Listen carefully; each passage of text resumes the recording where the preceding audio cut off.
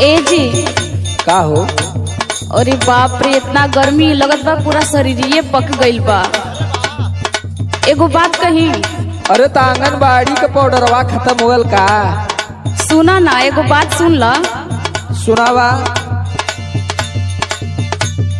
Suit सलवार रजाऊ साड़ी चुभेला कमरिया में।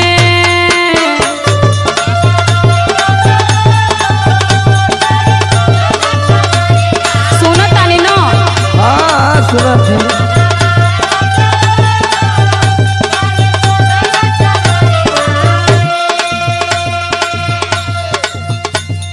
सूट सलवार रजाऊ साड़ी चुभेला कमरिया में। लेला में कसी मजा दी गरमिया में।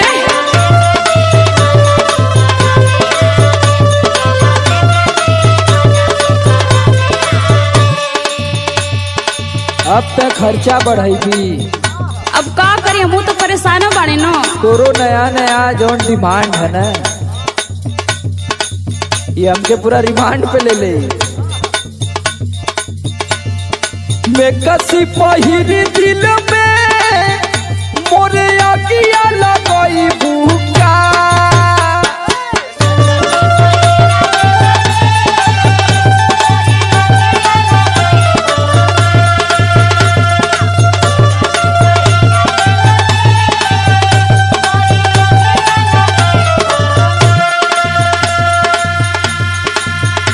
और मैं कसी पहिर दिल में मोरे आगिया लगई भूखा। ये करे जा मुंड गड़बड़ई भूखा।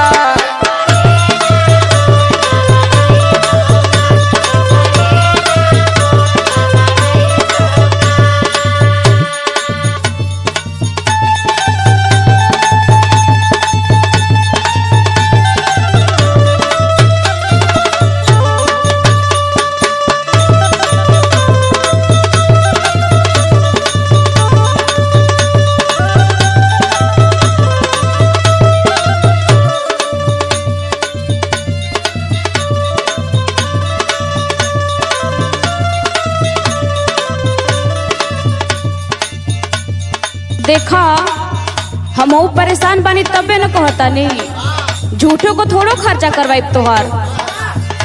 सुना, केतनो डोलाई रतिया चोहित में बेनवा। रेंगेला भीतर भीतर देही में पसेनवा।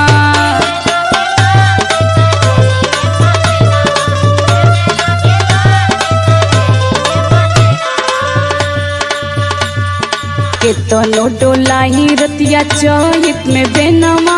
रेंगेला भीतर भीतर देही में पसेनवा। मन कर फेंक दी बलाम साड़ी देही से मरमिया में।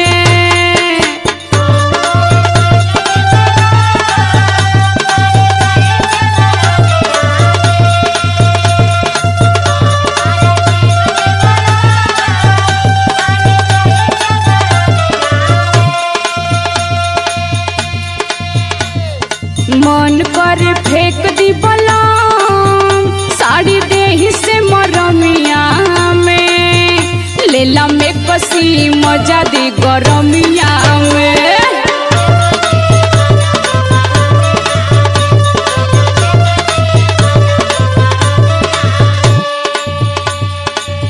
अरे सुनीला के मैक्सी बड़ा महंगा मिला रे पगली। अरे ज्यादा महंगा ना होला हो।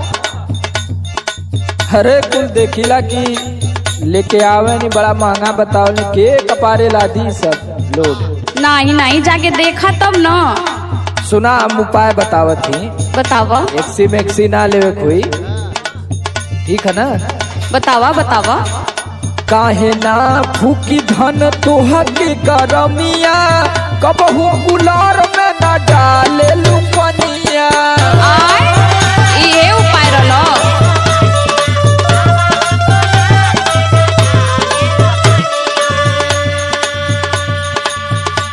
और देख वैसे ही कूलर फेंकल है, ओकर मोटर सोटर खराब भैल है।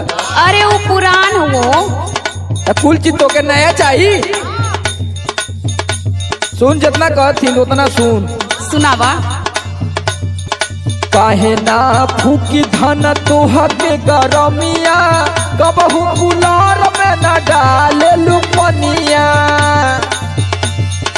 समर आलोक के गोरी अब तू ही पढ़ाई बुका।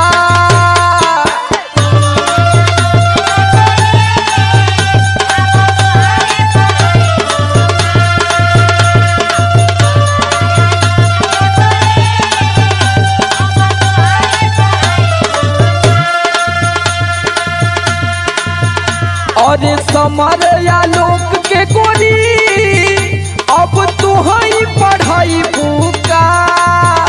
करे जाहो करे